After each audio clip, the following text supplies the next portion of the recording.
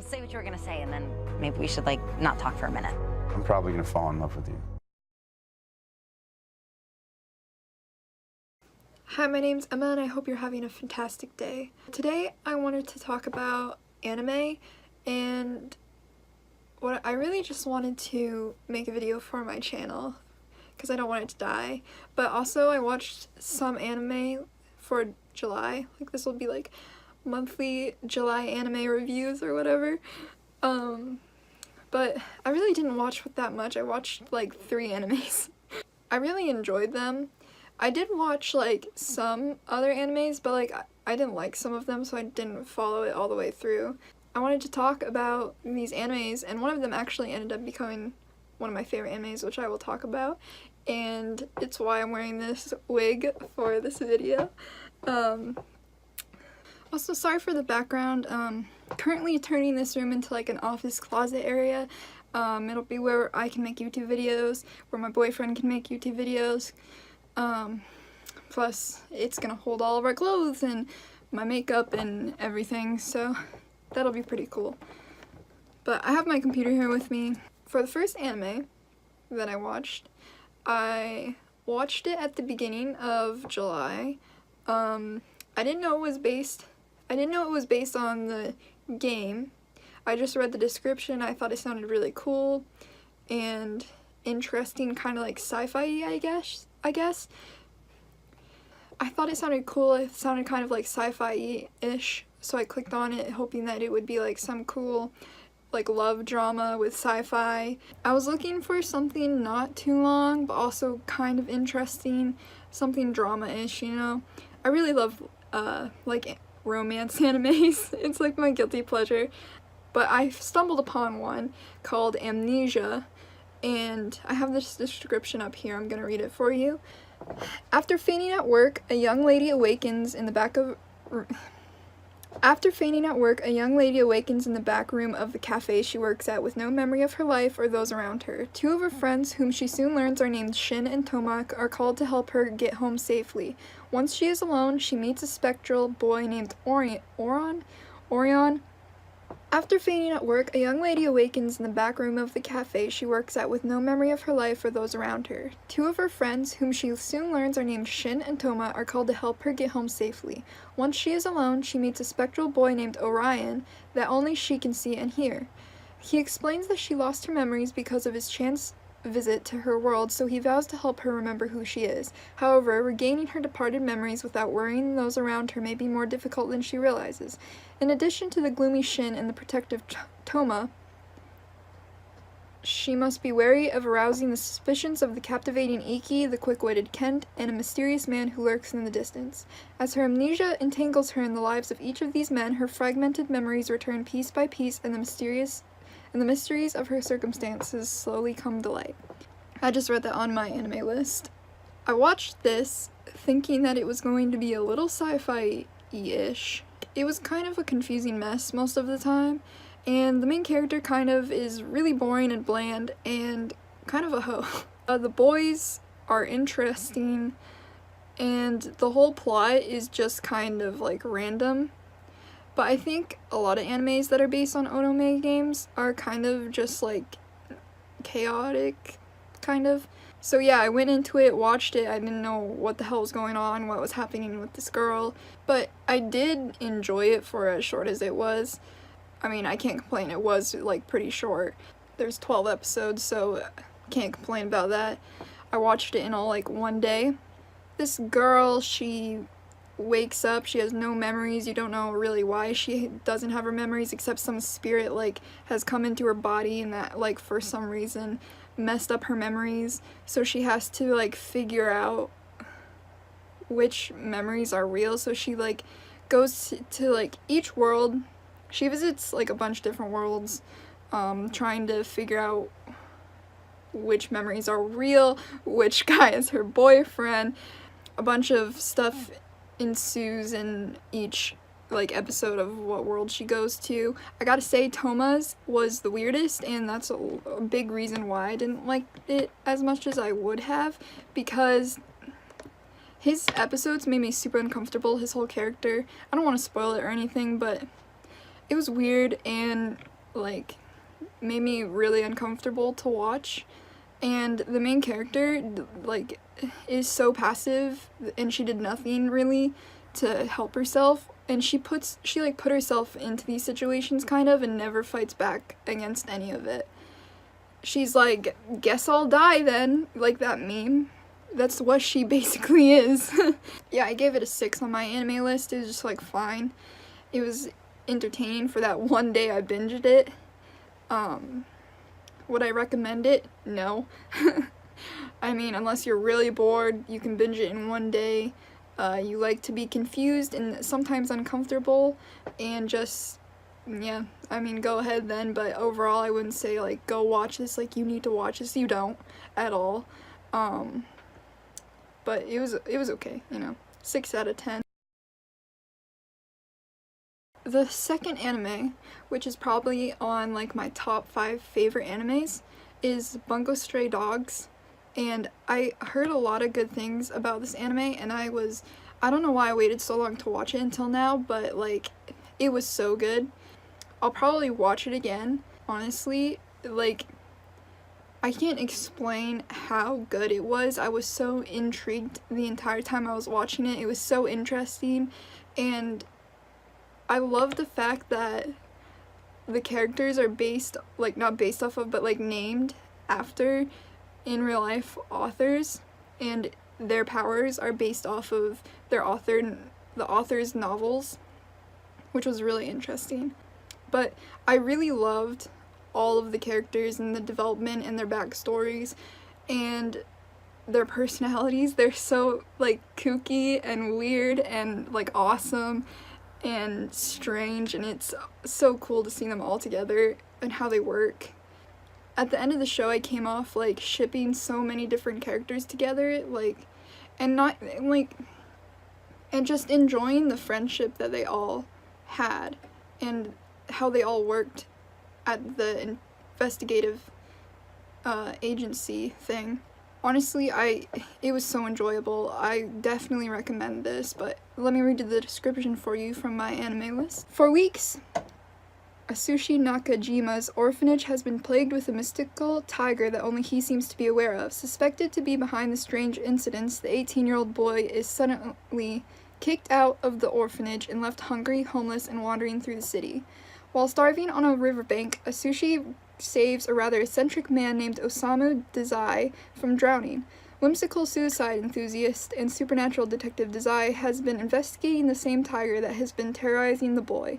Together with Dazai's partner Dopo Kunikita, they solve the mystery, but its resolution leaves Asushi in a tight spot. As various odd events take place, Asushi is coerced into joining their firm of supernatural investigators, taking on unusual cases the police cannot handle alongside his numerous and enigmatic co-workers. So yeah, this anime is based on these people that have supernatural powers. They're in this investigating agency. They solve crimes that the police can't solve. And so yeah, that's what they do. It's super interesting. There's a lot of characters. And a lot of interesting things happen. Like, I cried at some episodes, not gonna lie. But one thing that did get really annoying to me is the main character's personality at times. Yeah, the main character's personality at times would get very annoying to me. But I guess that's the whole point, though, is that he feels worthless, basically. So that was just a recurring thing the entire show, was him like saying stuff about that, thinking of his past like constantly. There was always like flashbacks about him being in the orphanage. It gets kind of annoying, but I mean, that's what his character was, like that's what he thought of himself, and that's what he remembered. That was his life, basically. But honestly, I cannot recommend this anime enough. Like, if you're watching this video, go watch that anime right after this. Honestly, it was like, I gave it a 9 out of 10, but honestly, now that I think about it, I give it a 10 out of 10. Alright, and for the last anime that I finished in the month of July was, of course, Darling in the Franxx. If you didn't get that by the pink hair, Honestly, I think it's one of my most favorite animes. I did not expect to like it as much as I did. I saw this post on Facebook with something from like episode 23, and I was like, wow, I really liked that conversation these two characters had, so I'm gonna go watch the whole anime to see to see what the anime is about and to see that scene. But I had to wait until like the last few episodes to actually see that scene, and it was kind of just a random scene in the last few episodes, not gonna lie. Did not expect it to be where it was and how it was put in, to be honest. But anyway, the art was beautiful and like crisp, I guess, and like smooth. Like I enjoyed it. I enjoyed looking at it and watching the animations, and the visuals were nice, the music was nice, the story was nice, kind of. Let me read the description for you. In the distant future, humanity has been driven to near extinction by giant beasts known as klaxosaurs, forcing the surviving humans to take refuge in massive fortress cities called plantations. Children raised here are trained to pilot giant mechas known as franks, the only weapons known to be effective against the klaxosaurs, in boy-girl pairs. Bred for the sole purpose of piloting these machines, these children know nothing of the outside world and are only able to prove their existence by defending their race. Hiro, an aspiring Franks pilot, has lost his motivation and self-confidence after failing an aptitude test. Skipping out on his class's graduation ceremony, Hiro retreats to a forest lake where he encounters a mysterious girl with two horns growing out of her head. She introduces herself by her code name 02, which is known to belong to an infamous Franks pilot known as the Partner Killer. Before Hiro can digest the encounter, the plantation is rocked by a sudden klaxosaur attack. 02 engages the creature in her Franks, but is heavily damaged in the skirmish and crashes near Hiro. Finding her partner dead, 02 invites Hiro to pilot the mecha with her, and the duo easily defeats the klaxosaur in the ensuing fight. With a new partner by his side, Hiro has been given a chance at redemption for his past failures, but at what cost? Basically, that's it. It's a mecha show, but it has a lot of, it's like dystopian mecha.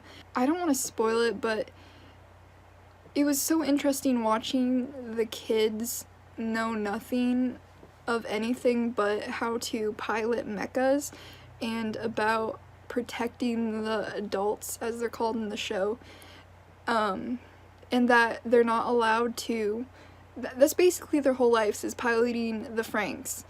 They don't know anything else, like, besides that, but this squad that it focuses on starts to learn more and more of stuff that they're not supposed to know, and it's really interesting seeing them go through all of that and figuring out that there's more to the world than just piloting the Franks, and that not everything is what it seems, and that they're missing out on so much in their lives, and that they've, like, it was very interesting and enjoyable to watch them want to live their lives how they want to live it, basically, and also them being conflicted and not knowing what to do. But the ending was a little strange. What happened with 02 and Hiro, I did not expect. It was a little weird. I didn't really get it. It kind of threw me off. But I still loved the ending and what happened with the rest of the characters besides Hiro and 02. And I really give this a 10 out of 10, honestly. Some of the other shows that I watched were Fully Cooley, I think it's called. I watched a few episodes. I didn't finish it. I didn't like it. It wasn't what I was expecting, and to me it was kind of boring. I know it's the same type of, like, thing of kids growing up, and it has a lot of metaphors, I think is what it's called, and that stuff, but I just couldn't get through it. If I watched it again, I might get more into it than I was, but it was really hard for me to get through those few episodes, and I hated the one character, I can't remember her name, but the girl that hit him with her bike, I hated her. And I started watching Monthly Girls Nozaki-kun. I haven't finished it yet. It's also kind of hard to get through. I don't know if I'm gonna finish it, but I think it's just because I think the first few episodes are just kind of eh. But maybe it'll pick up if I keep going, I don't know. Yeah, this was my July anime reviews. Sorry it's not that great. I know I rambled a lot and I didn't script this video. I'm just like thinking about it right as I take this video. I'm gonna do a 02 cosplay on my Instagram sometime soon. I'm just waiting for the horns and I need to get an outfit, but I have everything and I'll be good. It's all coming in. So yeah, if you want to see that sometime, go follow my Instagram. I'll probably do another one of these at the end of August, so tune in then if you want to see more. I don't know what my next video will be. I'm still like trying to figure out what to do on YouTube. I'm also doing stuff in real life and I started working again. I hope you guys enjoyed this. Thanks for staying with me throughout this entire video. I hope you guys have a good day and I'll see you later.